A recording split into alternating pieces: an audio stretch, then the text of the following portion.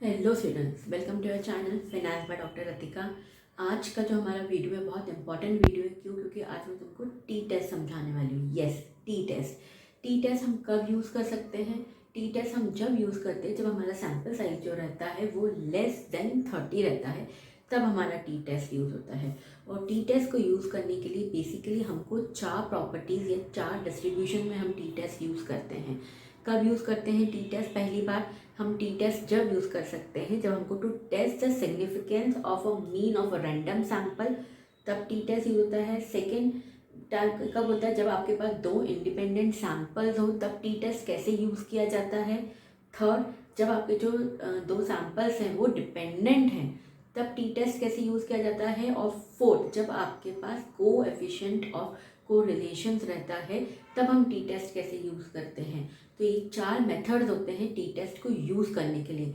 इन चारों के फॉर्मूलेज अलग अलग होते हैं, टी टेस्ट और अप्लाई करने का तरीका भी अलग होता है। तो मेरे ये 4 जो टाइप्स हैं ये तुमको अलग अलग 4 वीडियोस में समझ में आएंगे। पूरी 4 वीडियोस की सीरीज़ है जिसमें तुमको सारे टॉपिक्स क्लियर होंगे। तो चलो हम सबसे पहले हमारा स्टार्ट करते हैं। पहला t test distribution, to test the significance of the mean of a random sample में हम टी टेस्ट हमारा कैसे देखते हैं। उसके पहले बहुत ज़रूरी बात, अगर मेरा चैनल पसंद आ रहा हो तो सब्सक्राइब करना, शेयर करना। और अगर तुम्हें इस टॉपिक पे टी टेस्ट से रिलेटेड स्पेशल वर्कशॉप चाहिए तो तुम नीचे दिए गए मेरे ईमेल एड्रेस पे मुझे कॉल कर कर मेरे से वर्कशॉप्स ले सकते हो। ठीक है।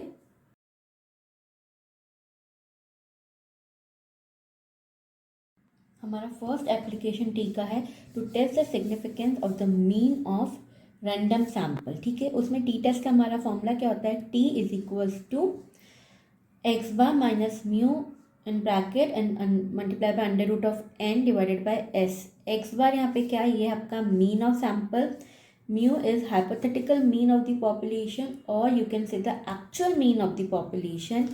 एन होता है आपका सैम्पल साइज आपने क्या लिया है, और एस होता है बेसिकली आपका standard deviation. It is the standard deviation of the sample size. तो हम यहाँ पे रैंडम सैम्पल है तो उसका फॉर्मूला क्या होगा स्टैंडर्ड डिविएशन का? X minus x bar in bracket square upon n minus 1। ये बेसिकली क्या है? ये है standard deviation of the sample.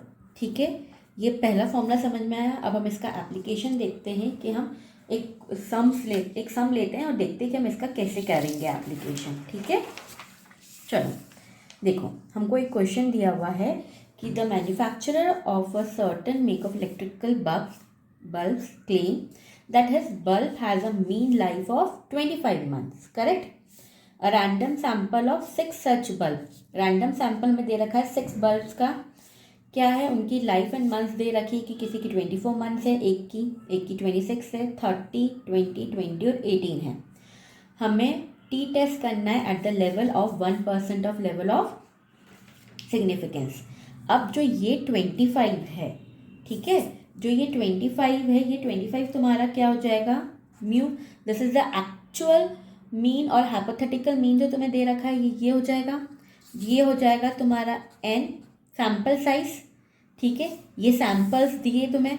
जैसे मैंने तुम्हें कहा था कि टी टेस्ट आप हमेशा लेस देन 30 के लिए यूज़ करते हो, तो यहाँ पे 6 ही हैं, 1, 2, 3, 4, 5 और 6, सिर्फ 6 सैम्पल्स दे रखे थे। इसके लिए हमारा टी टेस्ट हमको करना है कितने पे?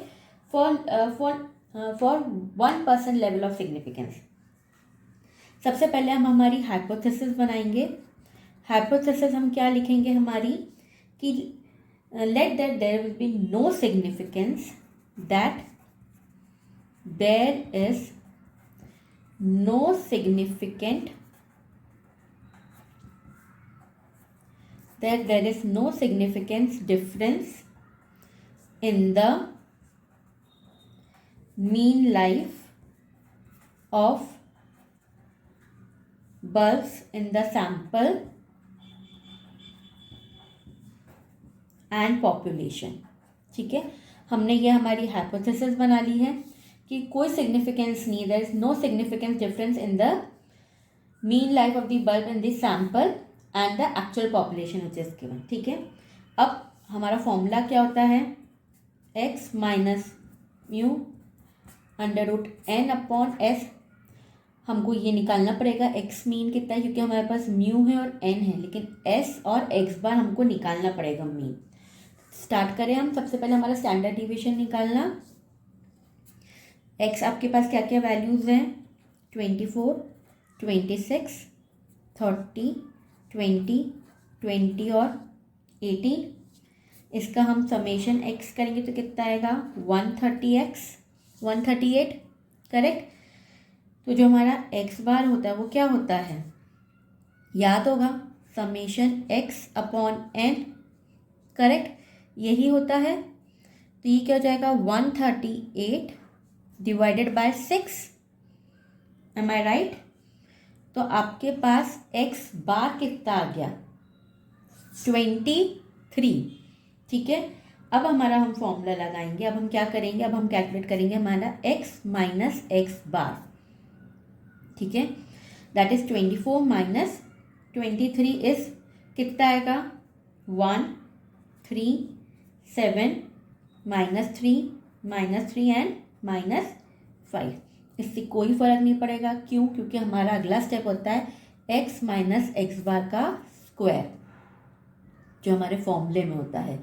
हमारा जो एस का फॉर्मूला क्या होता है, हमारा एस का फॉर्मूला यही होता है ना, कि एक्स माइनस एक्स बार का स्क्वायर अपॉन एन माइनस 1, है ना।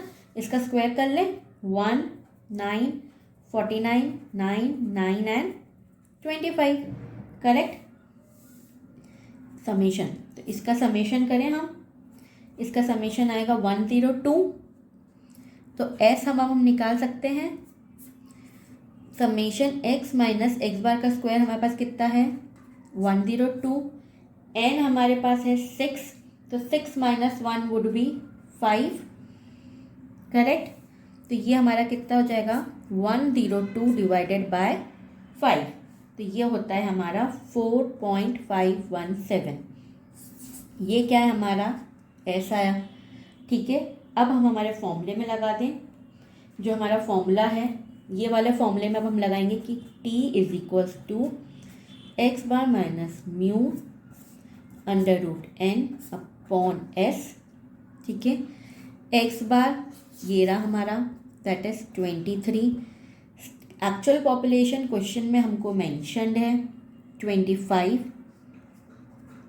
बेटा याद रखना हमेशा कि तुम ये मत सोचना कि यहाँ पे 23 माइनस 25 हम माइनस लिखेंगे। यहाँ पे बेसिकली मॉड होता है, दैट इज इररिलेवेंट कि तुम्हारा माइनस में आ रहा है कि प्लस में, तुमको प्लस में ही लेना है। एन आपको सैम्पल साइज 6 दे रखा है, एस आपने कैलकुलेट कर लिया है 4.517, ठीक है। अब आप इसको सॉल्व कर लो, तो क्या आएगा, 2 मल्टीप्लाई बाय अंडर रूट 6 आपका होता है 2.499 डिवाइडेड बाय 4.517। तो आपका t जो आएगा वो आएगा 1.084। ये आपका t आया, पर ये कौन सा t होगा आपका, ये जो t होगा इसको आप हमेशा बोलोगे कि it will be your calculated t। ये आपने कैलकुलेट करा है, ठीक है। अब आपको इस t को किससे कंपेयर करना है, एट 1% लेवल ऑफ सिग्निफिकेंस। तब आपको t की टेबल वैल्यू देखनी पड़ेगी। तो t की टेबल वैल्यू के लिए आप क्या करोगे, टेबल वैल्यू के लिए क्या करोगे, आप निकालोगे डिग्री ऑफ फ्रीडम। आपको v निकालना पड़ेगा, v is your n-1, that is 6 - 1। तो 5 आपकी क्या है, 5 है आपकी डिग्री ऑफ फ्रीडम। आपको काय पे चेक करनी है, एट आपको 1% लेवल ऑफ सिग्निफिकेंस पे चेक करनी है। मतलब आपका t कितना होगा, t होगा आपका 0.01, ठीक है। तो चलो हम t की टेबल वैल्यू देखते हैं। अब याद रखना ये 1% लेवल ऑफ सिग्निफिकेंस है, मतलब तुमको मैंने नॉर्मल डिस्ट्रीब्यूशन का ग्राफ बताया था कि बेल शेप का होता है, तो दोनों आधा आधा साइड डिस्ट्रीब्यूट हो जाता है। याद है तुमको, मैंने तुमको मेरे टी उसमें बताया था। देखो तुम्हारा टी टेबल कुछ ऐसा रहता है बेटा, टेबल वैल्यू ऑफ टी देखने के लिए यहाँ पे तुमको डिग्री ऑफ फ्रीडम्स दी रहती है और यहाँ पे लेवल ऑफ सिग्निफिकेंस दिया रहता है।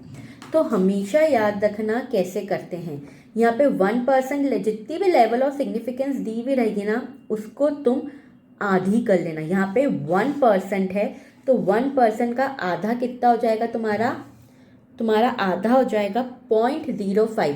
तुम्हें काय में देखना है 5% ऑफ लेवल ऑफ सिग्निफिकेंस में, दैट इज 5% में मैं जाऊंगी यहाँ पर।